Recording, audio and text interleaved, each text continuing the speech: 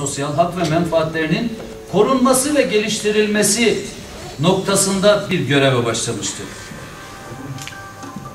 Temelde imzalanmış olan uluslararası sözleşmeler ki Uluslararası Çalışma Örgütü ILO'nun çalışma hayatını düzenleyen ve sendikalıkları düzenleyen temel sözleşmeleri, Avrupa Sosyal Şartı, Türkiye Avrupa Birliği sürecindeki sosyal hayatın gelişimiyle ilgili en önemli sözleşmedir. Bu iki taraflı, iki uluslararası merkezli sözleşmelere rağmen Türkiye'de çalışma hayatını düzenleyen bir sendikal yaşam ve pratik olmasına rağmen Türkiye'de kamu çalışanları sendikacılığı maalesef 1992 yılında biz başlamış olmamıza rağmen 2002 yılına kadar bizi kanunsuz bir sürece mahkum etmiş. Bu dönemde tüm sendikacı arkadaşlarımız çeşitli soruşturmalar, çeşitli kovuşturmalar ve bu anlamda sendikacılık adına pek çok zulmete maruz kalmışlardır. Nihayetinde yürüttüğümüz bir mücadelenin, bu mücadelenin azim ve kararlılığına daha fazla dayanamayan siyasi yapı 2002 yılında yürürlüğe girecek 4688 sayılı kanunla bizim sendikal hayatımızı bir çerçeveye oturtturmak zorunda kalmıştır.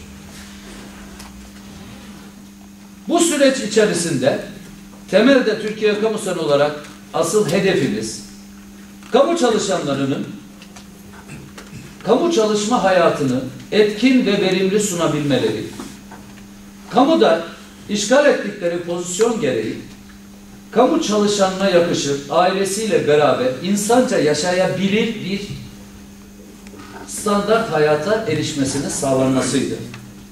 Bu anlamda yürütülen mücadelelerde pek çok kazanç da aslında kamu çalışanlarının hanesine yazıldı ama hala bugün kamu hizmetlerinin yürütülmesinde görev almış kamu çalışanları için kurumlarda yaşanan ücret adaletsizlikleri, çalışma ortamının uygunsuzluğu, sosyal güvenlik anlamında yaşanan en son problemler de dahil pek çok problem, kamu çalışma hayatındaki eksik araç gereç ve benzeri çalışma hayatının eksiklikleri, bunun dışında yine tayin, terfi, atama ve görevde yükselme gibi pek çok konuda ortaya çıkan tonla problemi mevcuttur. Bu sorunların çözülebilmesi için konuların masada çözülmesi ve sosyal diyalog çerçevesinde bir çözüme bağlanması için bunun en önemli mekanizmalarından biri olan toplu pazarlık masası bizim için hep bir araç olarak kullanılmaya çalışıldı bugüne kadar. Geride kalan bu süreç içerisinde 2002 yılından bu yana geçen süreç içerisinde sizler de kamuoyumuzda hep bunu takip etti. Hep uzlaşmayı arayan taraf Türkiye Kamu Sen yani sendikalarımız oldu. Konunun masanın öbür tarafı olan siyasi iradenin temsilcileri ya da onların atadığı bürokratlar yani işveren kurulu genelde uzlaşmaz tavırlarıyla, anlaşılmaz tutumlarıyla bu masanın diğer tarafını genelde çok ciddiye aldıklarını söylemek mümkün olmadı bugüne kadar.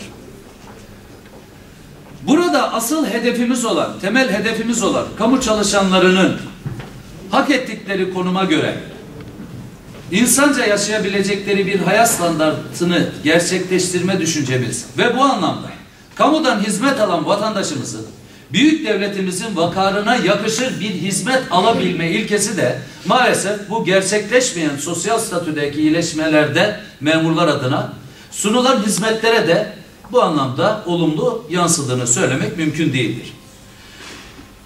Toplu pazarlıklarda özellikle ortaya konulan hedefler tamamen mantıklı, hak ve hukuk ilkesine uygun bir statüde hep ortaya çıktı. Biz Türkiye Kamu Sen olarak hak mücadelesine inanan bir grubun mensuplarıyız. Bizim hak anlayışımız Allah'ın yeryüzündeki adaletin tecellisinin karşılığı olarak sıfatında vücut bulmuş hak kavramının yeryüzündeki mücadelecileri olarak hep kendimizi öyle gördük. Bu ifadede bizi diğer sendikalardan ya da bu anlamda faaliyet yürüttüğünü söyleyen diğer kurum ya da kuruluşlardan farkımız da bizim budur. Biz hak ettiğimizi hep talep eden, hak ettiğimizin üstünde asla hiçbir şey talep etmeyen bir grubun mensuplarıyız. Ve bizim hak ettiğimiz aynı zamanda vatandaşın da hak etmesi gerektiği noktasından onun adına da yürüttüğümüz bir mücadelenin hep bayraktarlığını yaptık bugüne kadar. Mesela geçen toplu pazarlık sürecinde öne çıkardığımız önemli kriterlerden biri şu olmuştu. Yaşanan ve hala etkisi devam eden bir ekonomik krizin karşılığında siyasi irade çözüm paketleri açıkladı. Şu an itibariyle ekonomik krize karşı 6. paket açma niyetinde. Daha önce 5'i açıldı. Bu paketlerin tamamı üretici ya da sermayedar diye toplumda kabul edilen, o isim altında sıfatlandırılan cenaha göre yapılan tedbirlerdi.